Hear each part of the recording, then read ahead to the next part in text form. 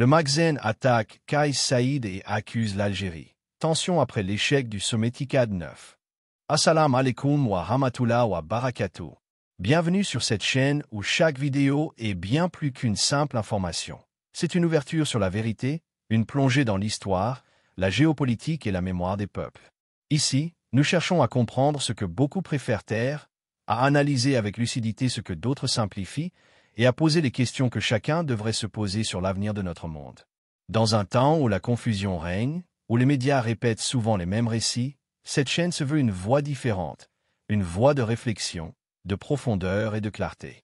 Chaque sujet que nous abordons, qu'il s'agisse des tensions diplomatiques, des enjeux de l'Algérie, du Maghreb, de la mémoire coloniale ou des relations internationales, est traité avec sérieux, honnêteté et respect. Mais cette aventure n'a de sens que si elle est partagée. Vous qui regardez cette vidéo, vous êtes au cœur de ce projet. Chaque abonnement, chaque like, chaque partage permet à cette communauté de grandir et de diffuser une information indépendante et utile.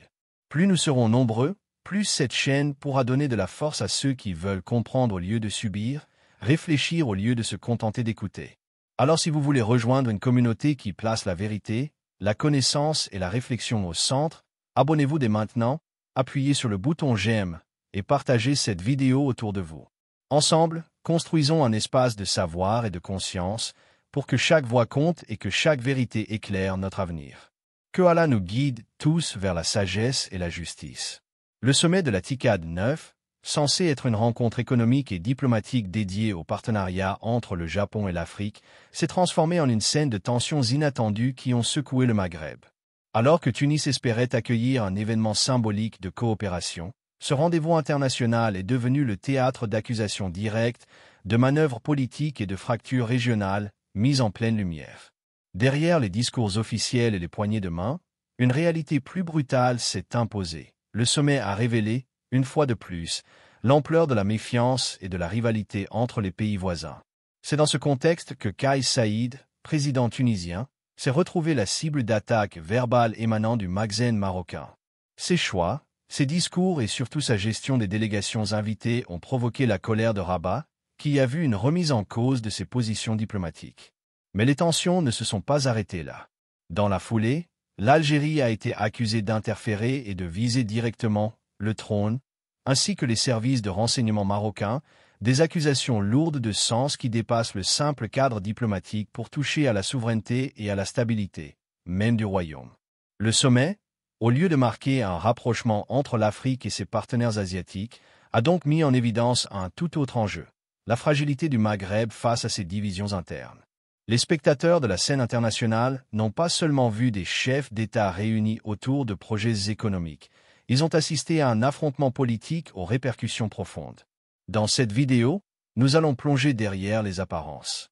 Pourquoi la TICAD 9, censée symboliser la coopération, a-t-elle viré à l'épreuve de forces régionales? Quelles sont les racines historiques de ce conflit?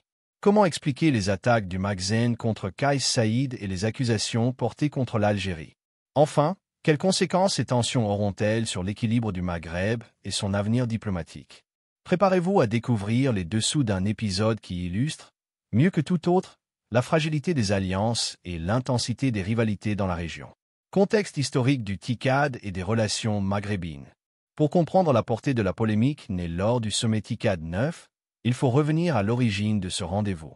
Le TICAD, ou Tokyo International Conference on African Development, a été lancé en 1993 par le Japon dans un objectif double: renforcer la coopération économique avec l'Afrique et affirmer Tokyo comme un partenaire crédible face à l'influence croissante de la Chine et de l'Europe sur le continent. Depuis sa création, ce forum a réuni régulièrement chefs d'État africains et dirigeants japonais autour de thèmes tels que l'investissement, le développement durable et les partenariats stratégiques. Chaque édition est hautement symbolique car elle reflète le poids grandissant de l'Afrique dans les équilibres mondiaux. Dans ce contexte, le Maghreb occupe une place particulière. Carrefour géographique entre l'Europe, l'Afrique subsaharienne et le Moyen-Orient, il est aussi une zone de ressources énergétiques et un acteur diplomatique influent au sein de l'Union africaine. La présence du Maroc, de la Tunisie et de l'Algérie à ces sommets est donc cruciale, car chacun cherche à se présenter comme un relais stratégique entre l'Afrique et ses partenaires extérieurs.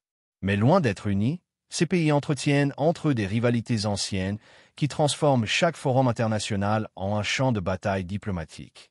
Les relations entre le Maroc, la Tunisie et l'Algérie ont toujours été marquées par la méfiance. Le Maroc et l'Algérie s'opposent depuis des décennies sur la question du Sahara occidental, une plaie ouverte qui bloque toute tentative de rapprochement. La Tunisie, souvent perçue comme plus neutre, essaie de maintenir une diplomatie équilibrée. Mais ses choix d'alliance ou ses gestes symboliques sont scrutés avec suspicion par ses voisins. Le moindre incident prend rapidement des proportions régionales, comme ce fut le cas à la TICAD 9. Cette rivalité n'est pas seulement conjoncturelle, elle plonge ses racines dans l'histoire coloniale. La Tunisie et l'Algérie, anciennes colonies françaises, ont construit une partie de leur identité sur la lutte contre l'occupation et sur la mémoire de l'indépendance. Le Maroc, lui, a vécu une colonisation partagée entre la France et l'Espagne, mais conserve une monarchie qui se présente comme l'incarnation de la continuité historique. Ces différences de trajectoire ont nourri des visions divergentes de la souveraineté et de la légitimité politique. Depuis l'indépendance, la compétition entre ces trois pays pour devenir le leader du Maghreb n'a jamais cessé. Chaque sommet international devient alors le reflet de ces tensions. Au lieu de présenter un front uni face aux partenaires étrangers, le Maghreb expose ses fractures. La TICAD 9 n'a pas échappé à cette logique. Ce qui devait être une vitrine de coopération économique s'est transformé en scène de confrontation. Les rivalités héritées de l'histoire coloniale, combinées aux enjeux stratégiques contemporains, expliquent pourquoi une simple rencontre diplomatique a dégénéré en affrontement politique. Ainsi, derrière les drapeaux et les discours policés, la mémoire des blessures coloniales et la compétition régionale continuent de peser lourdement. Comprendre ce contexte, c'est saisir pourquoi l'incident autour de Kais Saïd et les accusations contre l'Algérie ne sont pas de simples querelles diplomatiques, mais les symptômes d'un malaise profond qui structure encore aujourd'hui les relations maghrébines. La position de Kais Saïd et la Tunisie. Le président tunisien Kais Saïd n'a jamais caché sa volonté d'incarner une politique étrangère basée sur la souveraineté nationale, quitte à s'attirer des critiques virulentes. Professeur de droit constitutionnel devenu chef d'État en 2019, il s'est construit une image d'homme intransigeant, soucieux de préserver l'indépendance de la Tunisie face aux influences extérieures. C'est précisément cette posture qui s'est révélée au grand jour lors du sommet TICAD 9. Pour Kais Saïd, la Tunisie n'était pas l'hôte passif d'un forum international, mais une puissance régionale capable de fixer ses propres règles, même face aux pressions des grandes chancelleries. Ce choix d'affirmer une souveraineté sans compromis est pourtant ce qui a déclenché les foudres du Maghreb. L'un des points de rupture fut lié à la gestion des délégations invitées, notamment la décision d'accorder une place particulière aux représentants du Front Polisario, mouvement indépendantiste sahraoui. Ce geste, perçu comme un signe d'ouverture diplomatique en accord avec les règles de l'Union africaine, a été interprété par le Maroc comme une provocation directe et une remise en cause de sa souveraineté sur le Sahara occidental. Pour Rabat, voir un président maghrébin accorder une légitimité symbolique au Polisario lors d'un sommet international était inacceptable. La colère du Maghreb s'explique aussi par le contexte. Le Maroc mène depuis des années une intense bataille diplomatique pour obtenir la reconnaissance de sa souveraineté sur le Sahara. Chaque pays, chaque geste, chaque photo compte dans cette stratégie. En invitant ou en recevant officiellement le Polisario, même dans un cadre multilatéral, Kais Saïd envoyait un signal que Rabat ne pouvait tolérer. Ce fut l'étincelle qui transforma un sommet censé être économique en un champ de tension politique. À l'intérieur de la Tunisie, la décision de Kais Saïd a suscité des réactions contrastées. Ses partisans l'ont salué comme un acte de courage et de fidélité à la tradition tunisienne de soutien aux droits des peuples à disposer d'eux-mêmes. Pour eux, le président a rappelé que la Tunisie ne pouvait pas se soumettre au diktat d'un voisin, fût-il influent, et qu'elle devait rester fidèle à ses principes diplomatiques. Ses opposants, en revanche, ont vu dans ce geste une provocation inutile qui risquait d'ouvrir une crise avec le Maroc et de fragiliser les relations régionales dans un contexte déjà tendu. Cette controverse met en lumière la ligne de conduite de Kais Saïd, défendre une souveraineté tunisienne coûte que coûte, même si cela implique de briser certains équilibres diplomatiques. Mais elle révèle aussi les limites de cette posture. Car en voulant affirmer la neutralité et l'indépendance de la Tunisie, le président s'est retrouvé malgré lui au centre d'une tempête diplomatique qui dépasse largement les frontières de son pays. En définitive, La position de Kais Saïed à la TICAD 9 illustre le dilemme auquel la Tunisie est confrontée. Comment préserver sa souveraineté sans s'isoler dans une région où chaque geste peut être interprété comme une prise de parti? Cette tension, amplifiée par la réaction du Maghreb, explique pourquoi la polémique a pris une telle ampleur et continue de nourrir les débats, aussi bien en Tunisie qu'au-delà. Le rôle du Maghreb et les attaques diplomatiques. Pour comprendre la réaction du Maroc à la TICAD 9, il est essentiel de rappeler ce qu'est le Maghreb. Ce terme, hérité de l'histoire, désigne le cœur du pouvoir marocain, un système politico-administratif qui englobe la monarchie, l'appareil sécuritaire, les élites économiques et les réseaux diplomatiques. Le Maghreb n'est pas seulement un gouvernement au sens classique du terme, mais une structure centralisée où le roi incarne la continuité de l'État et où chaque décision d'importance doit refléter la défense de la monarchie et de ses intérêts stratégiques.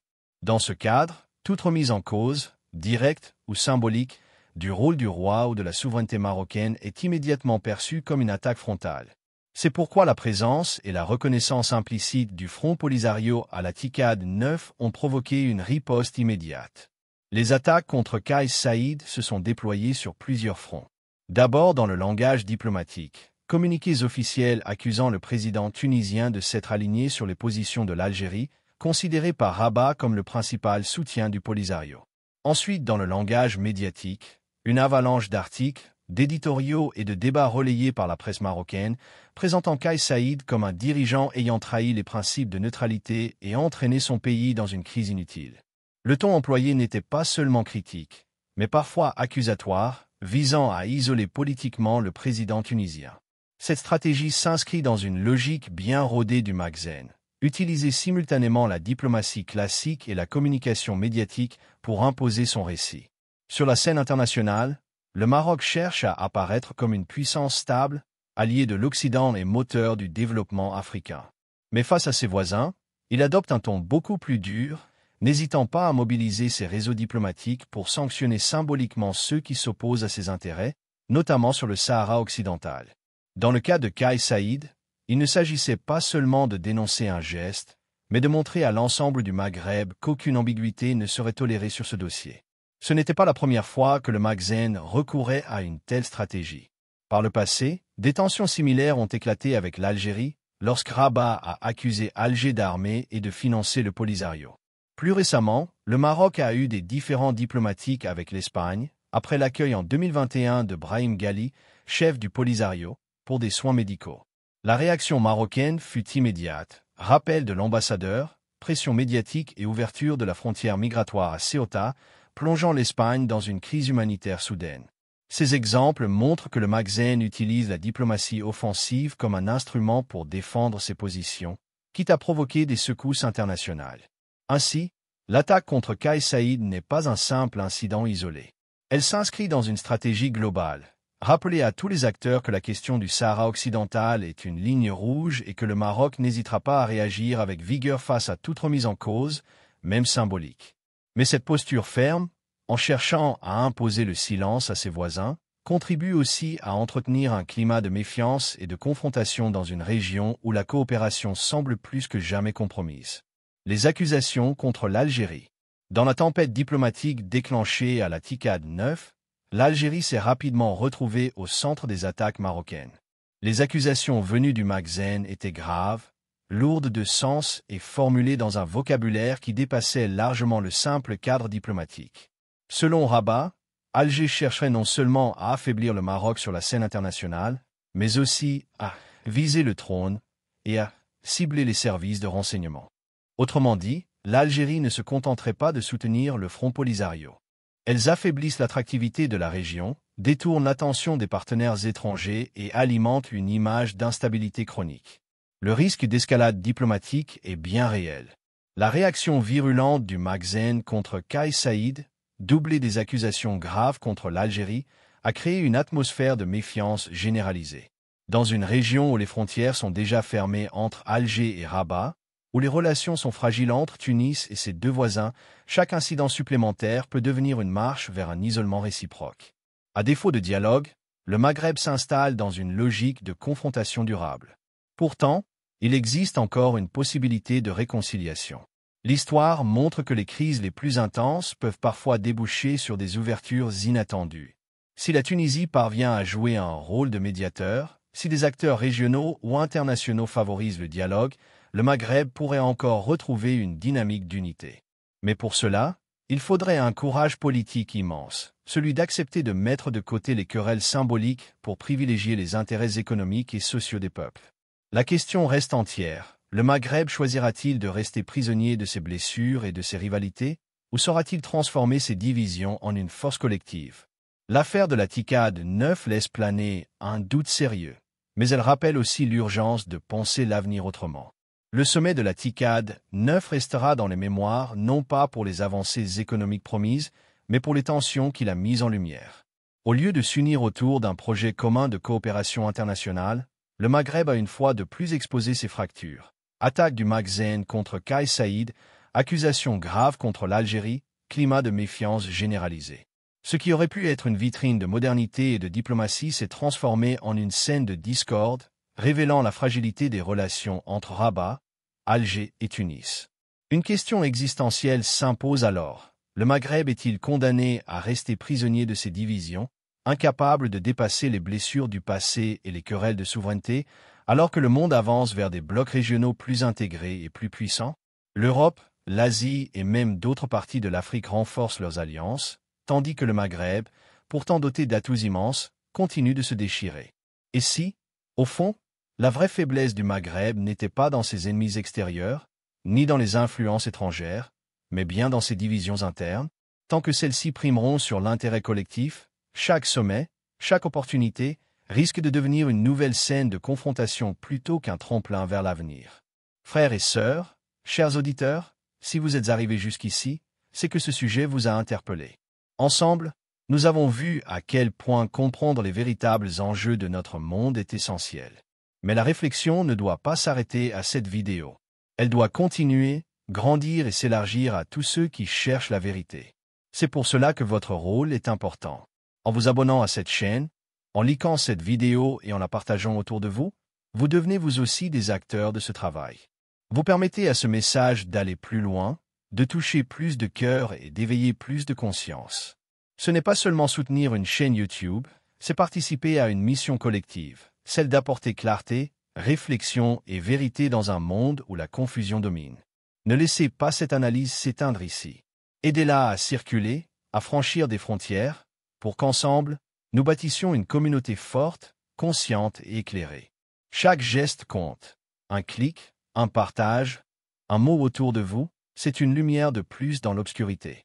Que Allah illumine vos cœurs, vous accorde la sagesse, bénisse vos familles et nous guide tous vers la justice et la vérité. Assalamu alaikum wa rahmatullah wa barakatuh. Elles affaiblissent l'attractivité de la région, détournent l'attention des partenaires étrangers et alimentent une image d'instabilité chronique. Le risque d'escalade diplomatique est bien réel. La réaction virulente du Maghreb contre Kais Saïd, doublée des accusations graves contre l'Algérie, a créé une atmosphère de méfiance généralisée. Dans une région où les frontières sont déjà fermées entre Alger et Rabat, où les relations sont fragiles entre Tunis et ses deux voisins, chaque incident supplémentaire peut devenir une marche vers un isolement réciproque. À défaut de dialogue, le Maghreb s'installe dans une logique de confrontation durable. Pourtant, il existe encore une possibilité de réconciliation. L'histoire montre que les crises les plus intenses peuvent parfois déboucher sur des ouvertures inattendues. Si la Tunisie parvient à jouer un rôle de médiateur, si des acteurs régionaux ou internationaux favorisent le dialogue, le Maghreb pourrait encore retrouver une dynamique d'unité. Mais pour cela, il faudrait un courage politique immense, celui d'accepter de mettre de côté les querelles symboliques pour privilégier les intérêts économiques et sociaux des peuples. La question reste entière. Le Maghreb choisira-t-il de rester prisonnier de ses blessures et de ses rivalités, ou saura-t-il transformer ses divisions en une force collective? L'affaire de la TICAD 9 laisse planer un doute sérieux, mais elle rappelle aussi l'urgence de penser l'avenir autrement. Le sommet de la TICAD 9 restera dans les mémoires non pas pour les avancées économiques promises, mais pour les tensions qu'il a mises en lumière. Au lieu de s'unir autour d'un projet commun de coopération internationale, le Maghreb a une fois de plus exposé ses fractures. Attaque du Maghreb contre Kais Saïd, accusations graves contre l'Algérie, climat de méfiance généralisé. Ce qui aurait pu être une vitrine de modernité et de diplomatie s'est transformé en une scène de discorde, révélant la fragilité des relations entre Rabat, Alger et Tunis. Une question existentielle s'impose alors. Le Maghreb est-il condamné à rester prisonnier de ses divisions, incapable de dépasser les blessures du passé et les querelles de souveraineté, alors que le monde avance vers des blocs régionaux plus intégrés et plus puissants? L'Europe, l'Asie et même d'autres parties de l'Afrique renforcent leurs alliances, tandis que le Maghreb, pourtant doté d'atouts immenses, continue de se déchirer. Et si, au fond, la vraie faiblesse du Maghreb n'était pas dans ses ennemis extérieurs, ni dans les influences étrangères, mais bien dans ses divisions internes, tant que celles-ci primeront sur l'intérêt collectif, chaque sommet, chaque opportunité, risque de devenir une nouvelle scène de confrontation plutôt qu'un tremplin vers l'avenir. Frères et sœurs, chers auditeurs, si vous êtes arrivés jusqu'ici, c'est que ce sujet vous a interpellé. Ensemble, nous avons vu à quel point comprendre les véritables enjeux de notre monde est essentiel. Mais la réflexion ne doit pas s'arrêter à cette vidéo. Elle doit continuer, grandir et s'élargir à tous ceux qui cherchent la vérité. C'est pour cela que votre rôle est important. En vous abonnant à cette chaîne, en likant cette vidéo et en la partageant autour de vous, vous devenez vous aussi des acteurs de ce travail. Vous permettez à ce message d'aller plus loin, de toucher plus de cœurs et d'éveiller plus de conscience. Ce n'est pas seulement soutenir une chaîne YouTube, c'est participer à une mission collective, celle d'apporter clarté, réflexion et vérité dans un monde où la confusion domine. Ne laissez pas cette analyse s'éteindre ici. Aidez-la à circuler, à franchir des frontières, pour qu'ensemble, nous bâtissions une communauté forte, consciente et éclairée. Chaque geste compte. Un clic, un partage, un mot autour de vous, c'est une lumière de plus dans l'obscurité. Que Allah illumine vos cœurs, vous accorde la sagesse, bénisse vos familles et nous guide tous vers la justice et la vérité. Assalamu alaikum wa rahmatullah wa